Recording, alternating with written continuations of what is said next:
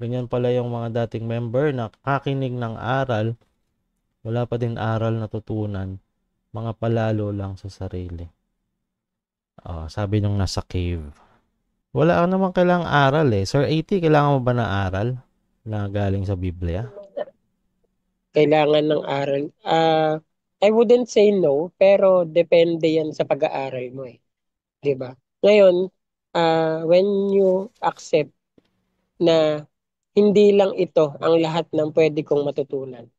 O kukuha ka lang ng referensya, gagawin mong example si Kristo in a good way, okay yon, no? Pero kapag the Bible itself is the one hindering you to learn from other things, to understand other people, baka hindi mo na nagagamit ng tama yung karunungan na yan, yung pagbabasa mo na yan. Saka hindi lang Biblia po.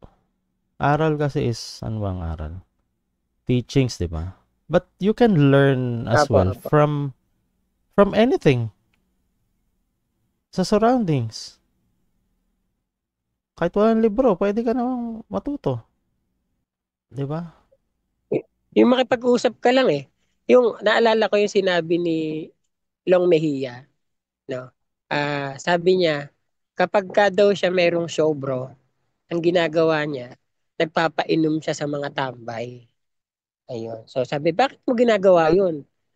Kasi daw, nandun daw yung mga joke. Uumpisahan niya.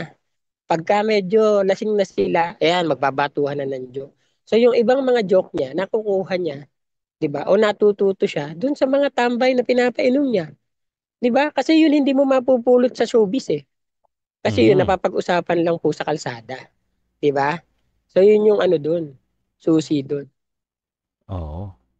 So, hindi lang po sa isang lugar nakukuha ang aral, ang learning sa buhay.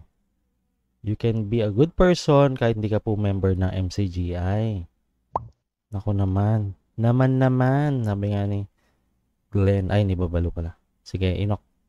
Bro, isa rin din yung factor din yung mga nakikipag-usap ko doon sa mga matatanda na, mga may Oo. experience, matagal na experience sa buhay.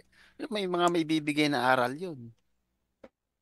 Yung mga kahit pa yung matanda na yun ay dumaan sa masama o mabuti, lahat yun, natutunan niya yun. Kaya mapapayo na yun sa isang tao. Yan. Based Mayroon din on nakukuha ro experiences. kung mabuti. Wisdom Yes. na kasi pag may edad na eh, di ba? Yes, yes. Kaya marami akong natutunan kay Dark Knight eh. Joke lang. Sige. Sa Ilay. Brox, naniniwala kasi ako sa invisible textbooks. Tulad sa boxing. Wala naman textbook sa boxing talaga na formal eh. Yan ay instinct ng tao, no? So natututo siya sa experience. Paano umilag, paano sumalag, paano umiwas.